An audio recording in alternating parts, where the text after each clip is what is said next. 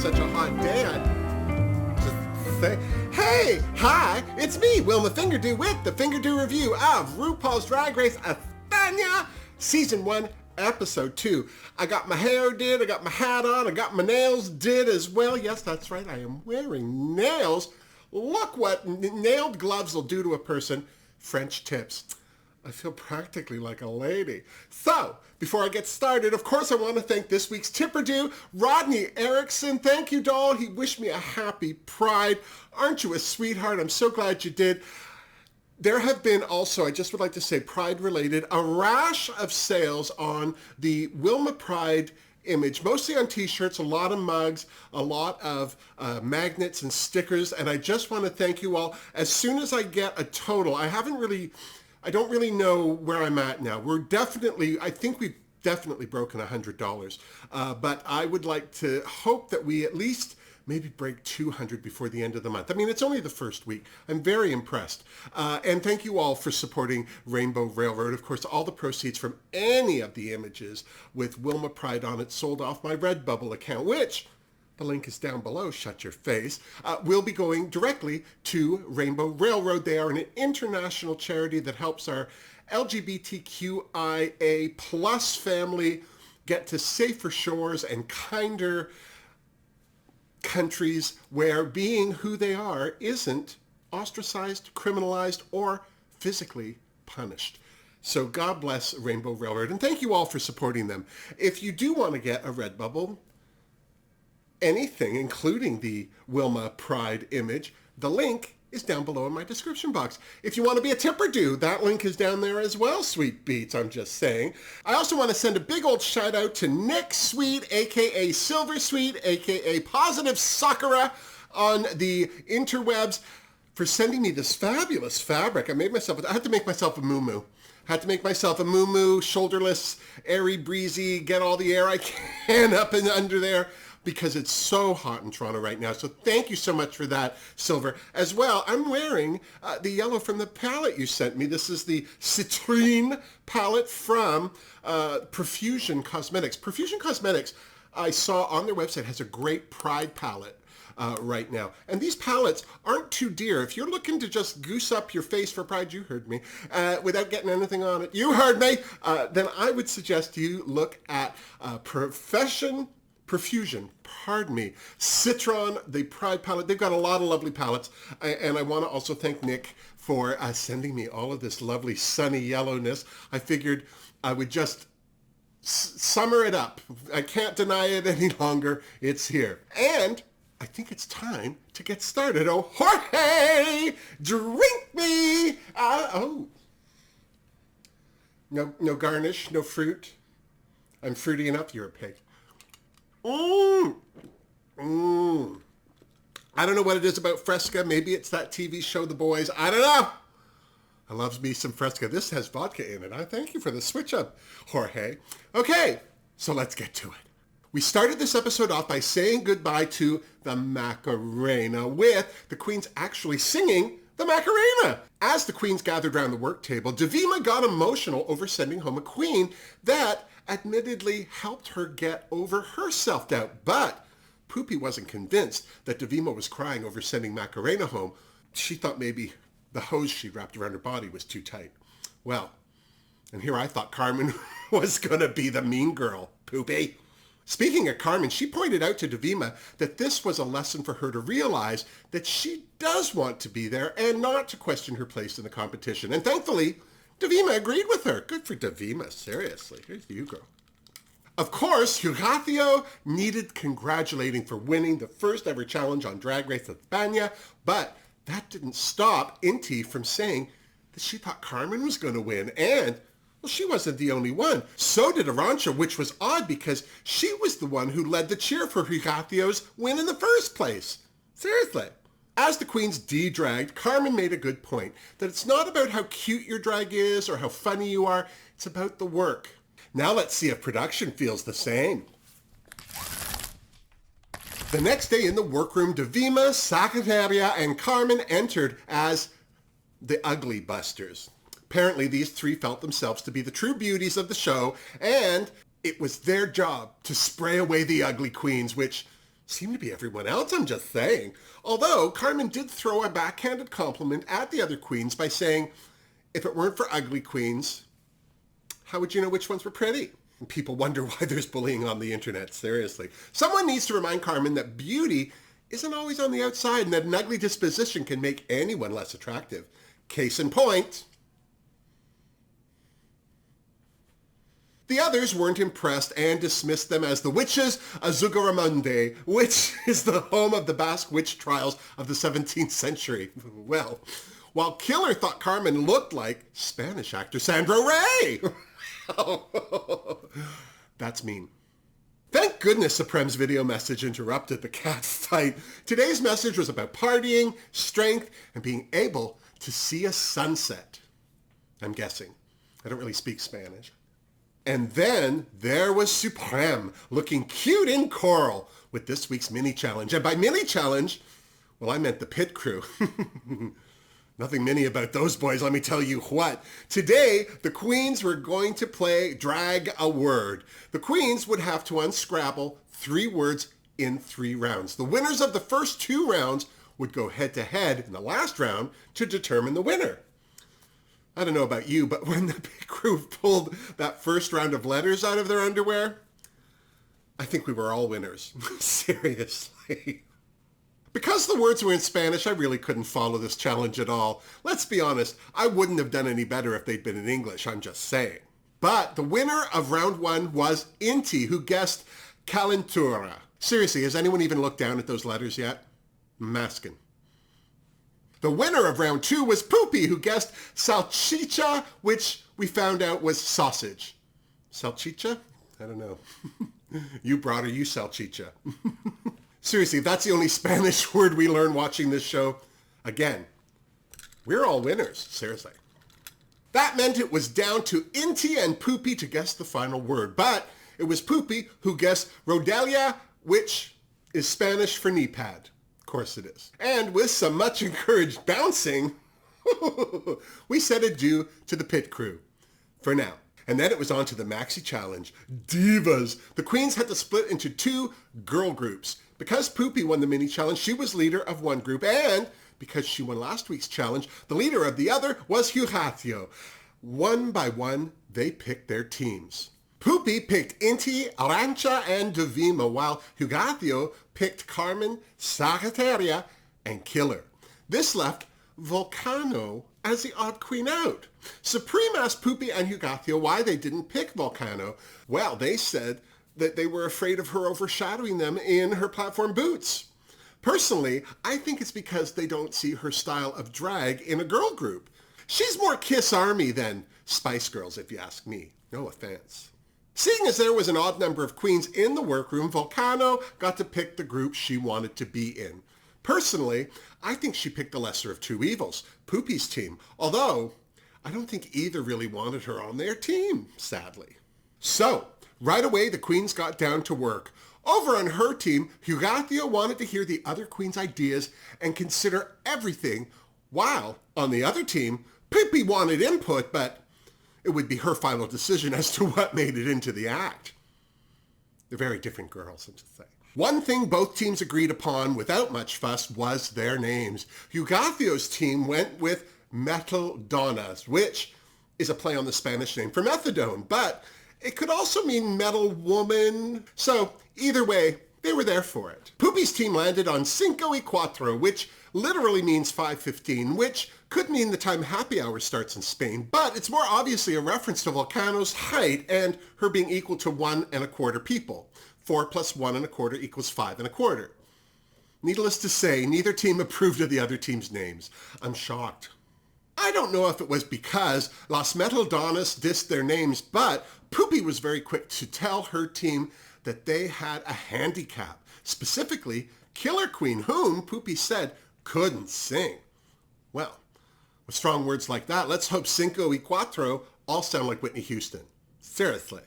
How Las Metal Donnas could sing looked like it wasn't going to be an issue because the only thing they seemed to be able to write was their name. None of them were having any luck with the lyrics. Over on Cinco y Cuatro, Arancha suggested that they all go off alone and write their lyrics and then regroup at 5:15.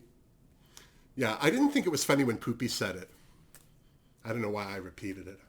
And then it was time to record their lyrics, such as they were, with Supreme Deluxe. First to the microphone was Cinco y Cuatro. Before they started, Supreme told them that not only were they responsible for their own lyrics, but that they would also have to create their own choreography. Well, they were thrilled. Poopy went first after she assured us she was the best singer. Of what, her group? I'll tell you what, I'd go so far as to say she wasn't the worst, but clearly Supreme felt there was room for improvement. So, with a little coaching, she brought her right up to mediocre. Someone who wished she could see mediocre from where she was singing was Arantxa. Talk about throwing notes at tone-deaf houses. At least she had a good sense of humor about it. I mean, what were her options? Volcano didn't suck, while Dovima went down a very slutty path lyrically, and Inti decided to follow her. Personally, I think not letting us hear the music while they were singing didn't help at all. Thankfully, Los Metaldanas was next. They couldn't be worse than Cinco y Cuatro. For such a big talker and a member of her own girl group, Carmen seemed timid and reserved. Sagittaria seemed to do a little better, but there were apparently timing issues between her and the track.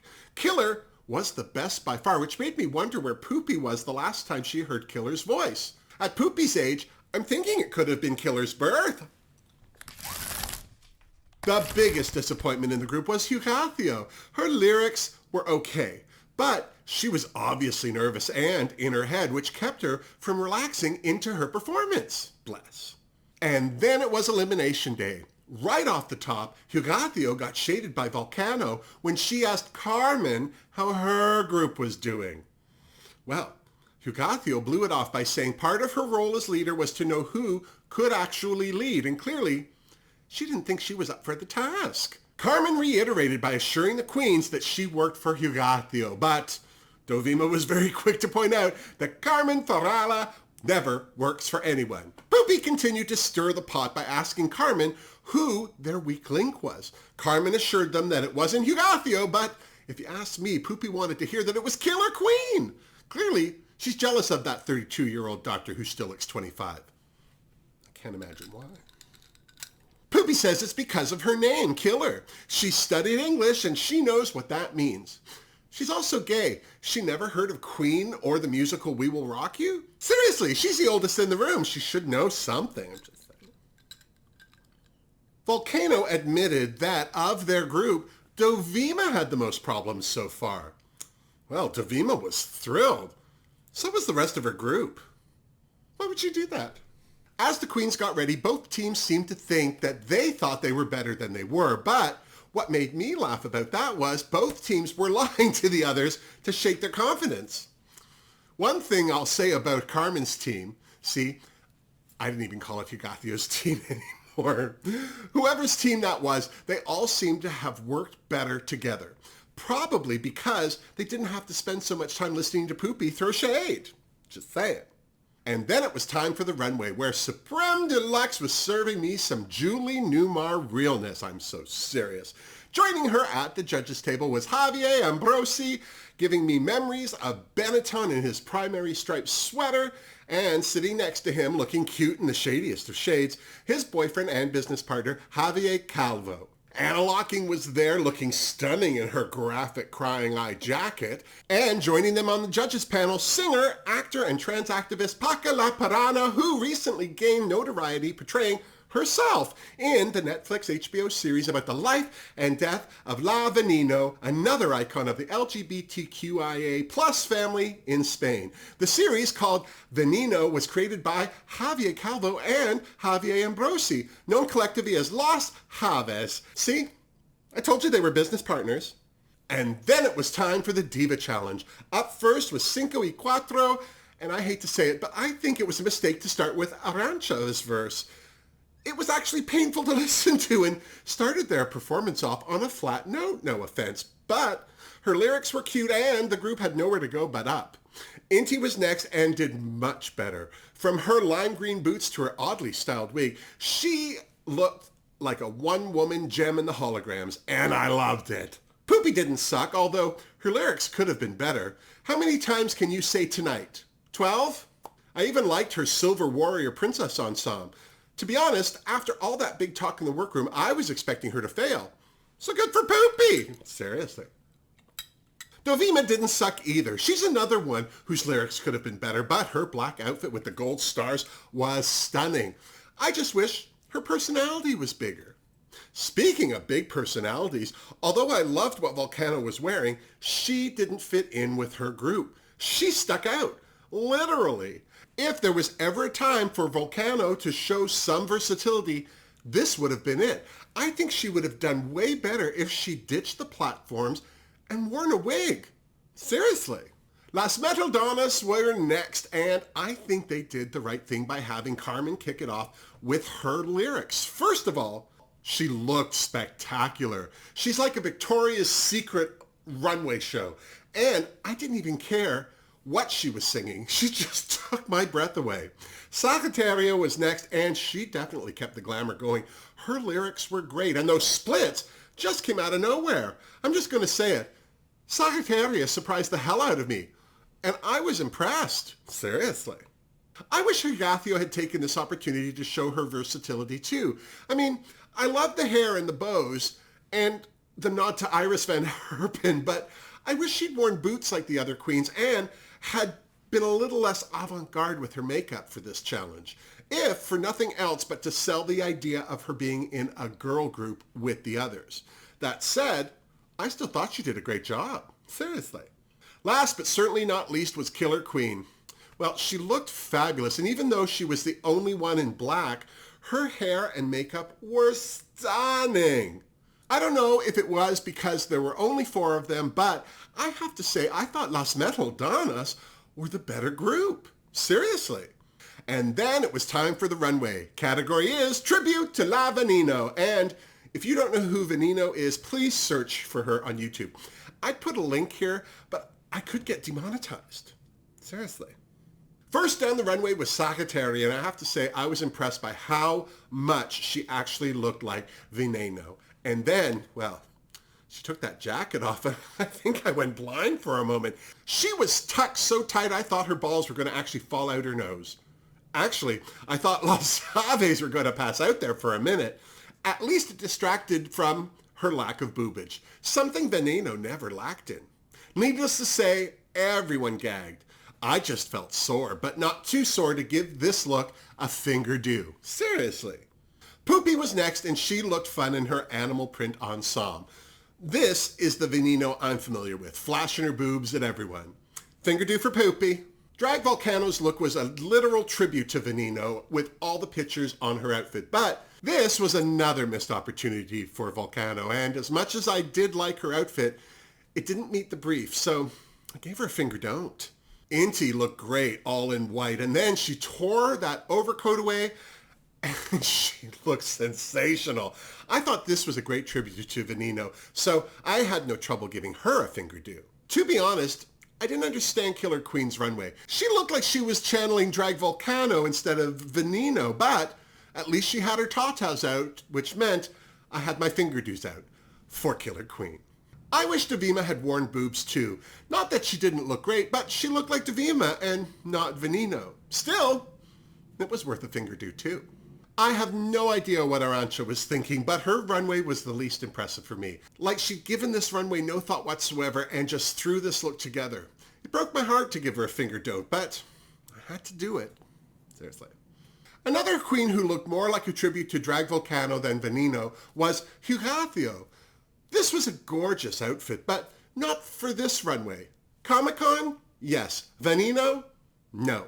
So I had to give her a finger don't too. Last but not least was Carmen Farala, and I have to say, even in that red cape off the top, she looked like Veneno too. And then she revealed that snake ensemble underneath, and I nearly died.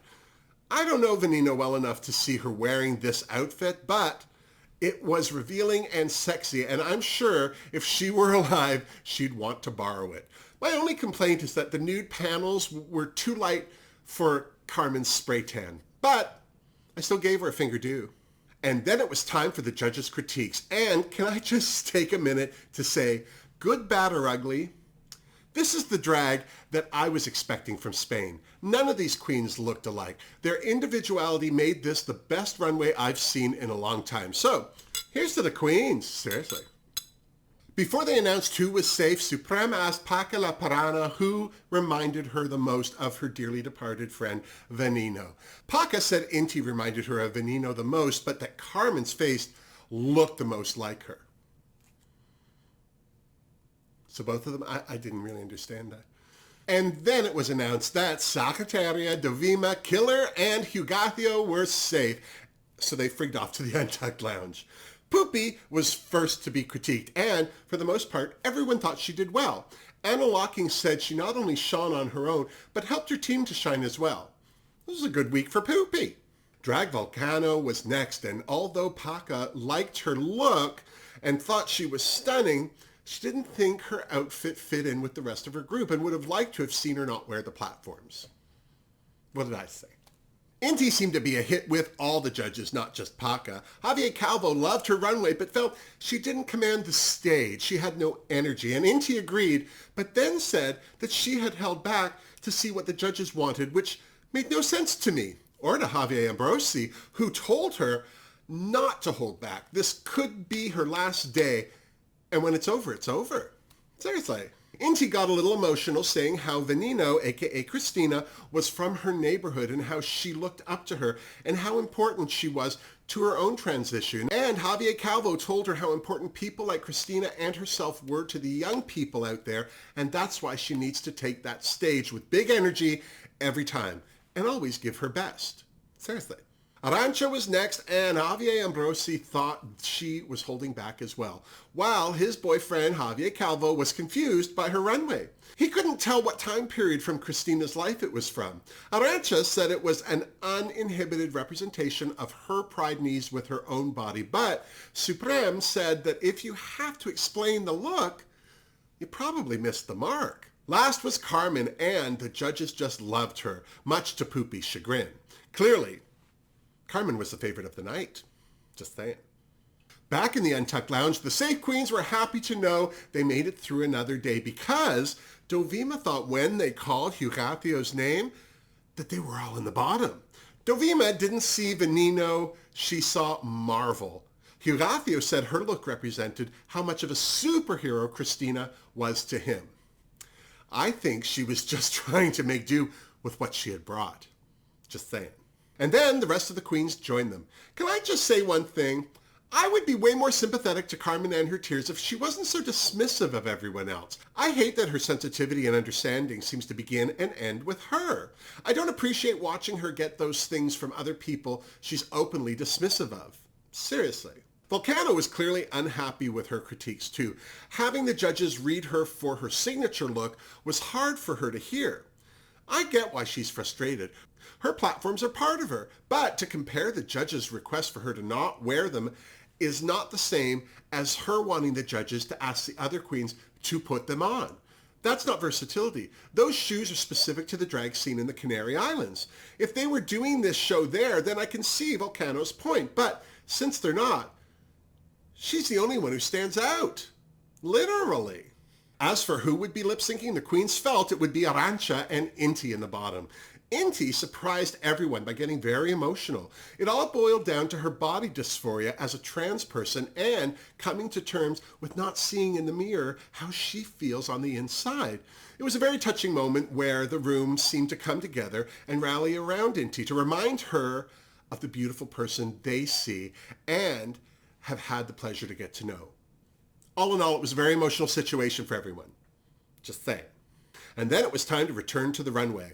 I don't think it was a surprise that this week's winner was Carmen Farala. It certainly didn't look like it was to her, I'm just saying. Sadly, the queens that landed in the bottom this week were Drag Volcano and Arantxa Castilla-La Mancha. As for their lip sync, I feel that Arantxa was less restricted by her outfit and was able to work the stage more. So it was no surprise to me that Arantxa shantaed, and unfortunately, it was Drag Volcano who sashayed away. Personally, I'm so glad to have been introduced to Volcano and her unique style. This may not have been the best forum for her to showcase that one side of her drag because She does do heels and wigs, but for some reason, she didn't bring it to the runway. So here's to Drag Volcano, seriously. So, what do you think? Did the right queen go home? Should Volcano have even been in the bottom? I still feel like Hugatio missed the mark entirely. What about Arancha? Her drag hasn't been impressing anyone so far. Is it a matter of time before she sachets? Well, all we can do is tune into Drag Race España next week to see how it all plays out. And then, when you're done, you come on back and you see me so we can compare notes. Now, please, please, please don't forget to give this video a thumbs up if you liked it. And if you still haven't subscribed to my channel yet, I'd be so thrilled if you did. Seriously. And until next week, miss me. Mwah. Seriously, Jorge. I'm surprised at how well I'm doing with these nails. They're not near as big as these other ones were. I could pick my nose with these. I think I could pick my nose with me and not lobotomize myself. I'm just saying. I still don't understand Hugatio's outfit. I couldn't even imagine Veneno wearing that. It was gorgeous, don't get me wrong. Makes me think they should have a superhero category for the runway. At least once. I mean, they're everywhere. A drag hero. I still want to know where Poopy was, where she heard Killer Queen sing badly. I just think she's jealous. I'd be jealous of Killer too. She's cute. She's cute. Cute little yummy, yummy doctor. That doctor. The nice thing about doctors is they're very busy. They're never home.